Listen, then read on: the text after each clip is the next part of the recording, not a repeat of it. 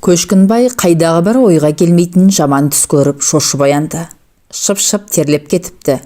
Ұялы телефонын алып қараса, 10 минуты кем 6 екен. Қайдан ұйықтаудың енді реті де жоқ. Сағат 9-да кадр бөлімінен жол сапары куәлігін кассадан тиісті қаражат алып, әуежайдан Ташкенге ұшуы керек. Жаңа ғана көрген түсі кинокадрлардай көз алдынан сырғып өтті. Бұл жұмыстан шығып, үйіне қарай келе жатыр екен дейді. Алдынан көзі тұздай, қара мысық шыға келіп, әп-сәтте қабаған итке айналып, жоқ, алпамыстай қара негірге айналып, мұның жағасына жармасты. Енді болмаса, тұншықтырып тастайтындай еді. Ышқына арпалысып, қарулы негірдің уысынан шыға алмай жанталасты. Осы арада жаны қысылған ол оянып ақ кеткені. Бір сәт мына жағымсыз түс неге көрінді екен деп ойлады да, қойшы соны, түс түлкінің боғы дегенді еске алып, бәрін сырып тастамақ болды. Әйелі Аймүсін қасында пысылдап ұйықтап жатыр екен. Оның түнде қай уақытта төсекке жатқаны белгісіз. Бұл сағат 11-де жатып қалды да, ал ол екінші бөлмеде әлі отырған, қағаз шимайлап. Соңғы кезде әйелі түнде кеш жатып, ұзын сәскеге дейін ұйықтауды әдетке айналдырған. Істейтін жұмысы, бағатын баласы жоқ. Үйленгенге дейін Аймүсін Көшкінбай жаңадан жұмысқа кірген облыстық су шаруашылығы басқармасының бастығы Әділ Төребековичтің хатшы машинка бастырушысы еді. Артыншақ арыз беріп шығып кетті де, біресе ана газетте, біресе мына газетте әріп теруші, корректор, тілші болып жүріп, ақыры мүлдем жұмыс істеуді қойды. Көшкінбай іссапарға жиі шығады. Құдай жарылқап, үйіне ертерек келсе, әйелімен шүңкілдесіп, кешкі тамақты бірге ішеді. Бірақ соңғы кезде осының бәрін ой елегінен өткізіп біраз жатты да, орнынан тұрып, асықпай киініп, жатын бөлмесінен шықты. Жуынып, шайынып, асханаға барды. Шай қойып ішті. Тоңазытқыштан алып бірдеңе жеген болды. Басына тағы біраз ойлар келіп кетті. Үйленген алғашқы сәтте Аймүсін алып ұшып тұрған елгезек қыз еді.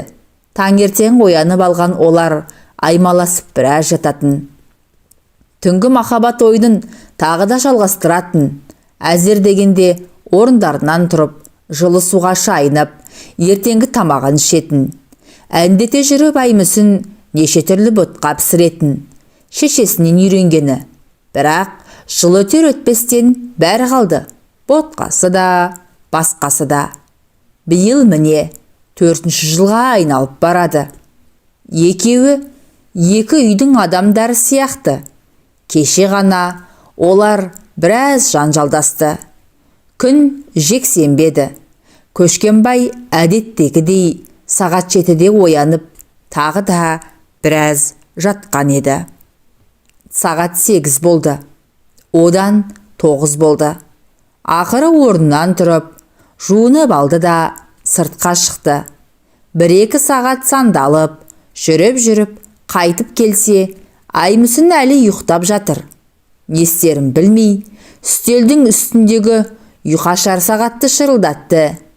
Әйелі сонда ғана оянып, оған аллара қарады. Немене? Енді демалыс күні де ұйықтатпайтын деймісің? Ал сенің жұмыс күнің бар ма еді өзі? Солай ма? Мен жұмыс істемейді деп тиісетін дедің бе? Жатып ішер, масыл дейтін шығарсың. Маған дені сау жұмыс тауып берсең, қашан істеймін деп айттым, қашан істемеймін дедім. Кәнекей, тауып бер, мен де жұмыс істейін. Аймүсін әбден шынданып барып, әзер тоқтады. Бір-біріне айтпағандары қалмады. Бәріне Көшкінбай кінәлі болып шықты. Аймүсін жұмыс істемейтініне де, бала таппайтынына да, бәріне. Тіпті өкіметтен 2-ақ бөлмелі үй алғанына да. Сонда дейсіз ғой, сопайған екеу ғана. Қанша бөлмелі пәтер алу керек еді. Басын біраз қараңғы ойлар қармаған Көшкімбай, апталық жол сапарға деп өзі дайындаған сөмкесін көтеріп мекемесіне келді. Куәлікке қол қойдыруға бастыққа кірді. Әділ Төлебекович мұнымен қол алысып амандасты да отыр дегендей ишара жасады. Сәл жөткірініп, бурыл шашын саусақтарымен тарқатып, ойда жоқта салмақты әңгіме бастады. Көшкімбай шырақ, сенің сапарың белгісіз мерзімге шегерілетін болды. Жаңа ғана министрдің орынбасары қоңырау шалды. Ташкенде түсініксіз жағдайлар болып жатқан екен. Қайдағы бір террористер қаланың ортасында үкімет үйі жанында бомба жарған ба, не керек, елшек арасы тарс жабылып, ешкімді кіргізбей жатқан көрінеді. Кешеден бері бірде-бір самолет қабылданбаған. Көшкімбайдың есіне түндегі көрген түс сап ете қалды. Осыған көрінген екен ғой, деп ойлады.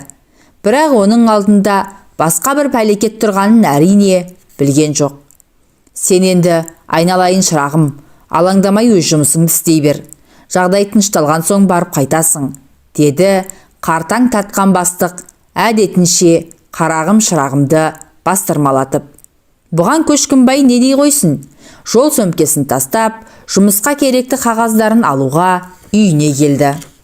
Қалтасындағы кілтпен сыртқы есікті ашып ішке кіргені сол-ақ екен. Жатын бөлмеден ыңырсыған дауыс естілді. Өз әйелінің дауысы. Ауырып қалдым екен деген ой келді. Дереу аяқ киімін шешіп, сырт киімін шкафқа алды. Мәссаған безгелек. Аяқ астында біреудің келпаңдай бәтеңкесі жатыр. Ал шкафта түріктің қымбат бағалы курткасы мен аэродром деп аталатын кепка ілулі тұр. Көшкімбайдың жүрегі су ете қалды. Аяғын ептеп басып, жатын бөлмеге жақындады. Баяғы ыңырсу одан сайын күшейген. Оған еркектің ырсылы қосылды. Ақыры бір мезет екеуі де үнсіз қалды. Одан әрі шөлпілдесіп сүйісе бастады. Бәрі түсінікті болды. Бұл үйінен шыға салысымен әйел көңілдесін шақырып алған. Көшкімбайдың қаны басына шапты. Енді еш нәрсеге есеп бермейтіндей халде еді. Бөлменің есігін жұлқа тартып кіріп барды. Анау екеуі тырдай жалаңаш, кең төсектің екі шетінде шалқасынан жатыр. Аймүсін жалма-жан шыңғырып жіберіп, аяқ жаққа сырылып қалған көрпені жамыла қойды. Ал анаусы қарғып тұрып, ішкиімін кимек болып еңкейе берген.